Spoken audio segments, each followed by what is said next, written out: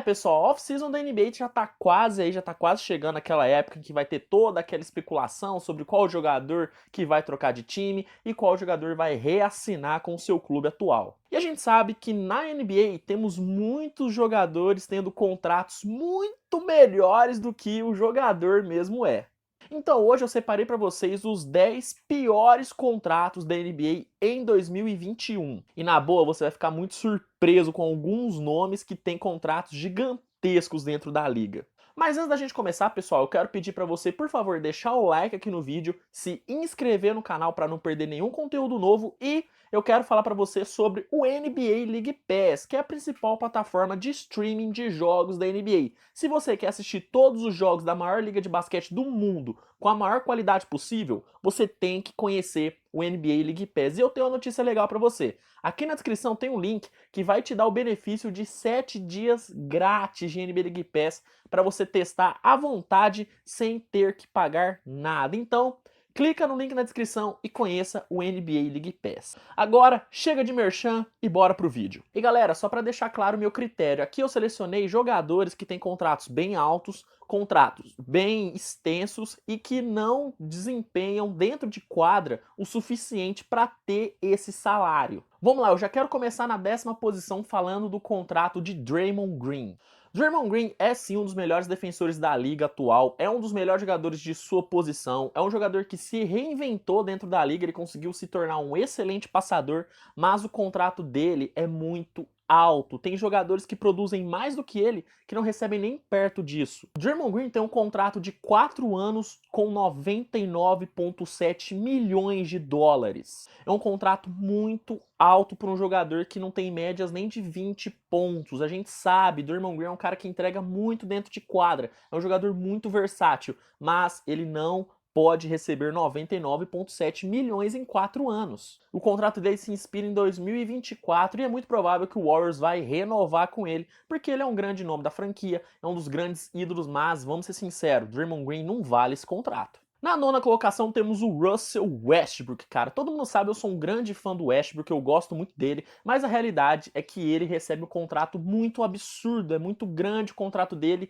e é algo que acaba dificultando muito que formem times competitivos ao seu redor, porque quando você descobrir o valor que ele ganha, você vai entender por que não dá para ter outro All-Star ao lado do Russell Westbrook. Ele tem um contrato de 5 anos com 206,8 milhões de dólares. É um contrato muito grande, é o Supermax da NBA. É um contrato que impede que o time tenha um outro salário alto dentro da equipe. É muito difícil você montar um time competitivo com o Russell Westbrook no elenco.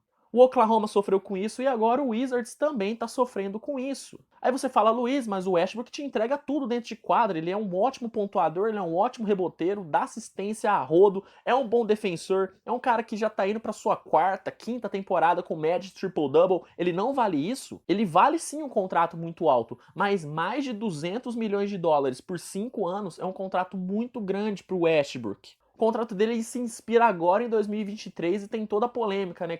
Por quanto que ele vai reassinar? Quem vai pagar um salário desse pro Russell Westbrook? Será que tem alguma franquia que vai fazer isso? E lembrando que o Westbrook não é mais nenhum menino, ele já tá passando a barreira dos 32 anos, então ele já tá na curva decrescente da sua carreira. Esse contrato é muito alto pro Westbrook. Em 8º lugar temos o Buddy Hield. Cara, se você acha o contrato do Westbrook e do Draymond Green absurdos, você vai ficar maluco com o contrato do Buddy Hield. O Buddy Hield que é um jogador que é um bom espaçador de quadra, cria bem seu arremesso, é um bom arremessador, só que ele não chega nem perto de ser elite na sua posição e nem perto de ser um All-Star. Mas mesmo assim ele tem um contrato de 4 anos com 94 milhões de dólares. Contrato que vai se inspirar somente em 2024, ou seja, o Kings ou qualquer outra franquia que absorver esse contrato vai ter que pagar uma grana absurda para ter um jogador que é longe de ser absurdo. O Buddy Hield ele tá numa prateleira de jogadores comuns dentro da liga hoje, ele não passa disso na minha opinião. É um bom jogador, é um cara legal para compor o elenco, mas não dá para você pagar 94 milhões para ter um jogador comum. Na 7ª colocação temos o contrato de um jogador que conseguiu essa façanha recentemente, que é o Tobias Harris. O Tobias Harris sempre foi um jogador ok, nunca foi um jogador excelente, nunca foi um jogador ruim, ele sempre esteve na média do ok. Porém, quando ele chegou no Sixers, ele conseguiu ter uma temporada muito boa, uma temporada que alguns até cogitavam ele para ser All-Star. E quando ele foi renovar o seu contrato, o Sixers não queria perder um jogador como o Tobias Harris, que é um jogador muito regular. Então eles fizeram a loucura de dar um contrato para ele de 5 anos com 180 milhões de dólares. Cara, é um contrato muito grande por um Tobias Harris, um jogador que nos playoffs não jogou bem, um cara que não consegue passar de 24 pontos de média. É um contrato muito grande, 180 milhões você paga para um cara que vai mudar o patamar da sua franquia. E o Tobias Harris não é esse cara. Mas mesmo assim o Sixers resolveu pagar isso para ele, né? O Sixers que costuma dar salários bem altos para seus jogadores. E não foi diferente do Tobias Harris, cara. Então esse contrato para mim é um absurdo. Nenhum time deveria pagar 180 milhões para ter um Tobias Harris no seu elenco. Um jogador que, como eu já disse, ele é ok, não passa disso. Outro cara que assinou um contrato bem questionável é o Gordon Hayward, né, cara? Ele que saiu do Boston Celtics, assinou com o Charlotte Hornets e assinou um contratinho que pra ele foi, ó, tchutchuca. Ele assinou um contrato de 4 anos para receber 120 milhões de dólares. O grande problema do Gordon Hayward, que já faz 3 temporadas que ele não é nem sombra do jogador All-Star que ele já foi. É um cara que tem muitos problemas com lesões, um cara que não jogou esse último playoff por conta de lesão. E você dá um contrato desse para um jogador que não te entrega nem partidas, não te entrega nem minutos em quadra, é muito erro, é um erro gigantesco que o Hornets cometeu. Então esse contrato do Gordon Hayward, eu vou te falar uma coisa, hein?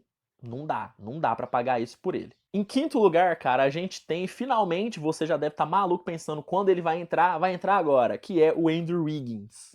O Andrew Wiggins, ele chegou na NBA com muita expectativa, as pessoas achavam que ele seria uma revolução dentro da liga, seria a esperança do Cavaliers, só que rapidamente ele foi envolvido numa troca por Timberwolves, em troca do Kevin Love, e lá no Timberwolves ele não conseguiu se tornar o jogador que todo mundo esperava. Ele nunca passou de um jogador bom, de um jogador que consegue te entregar pontos, mas um jogador muito inconstante. E no Warriors não foi diferente, ele continua sendo um jogador inconstante.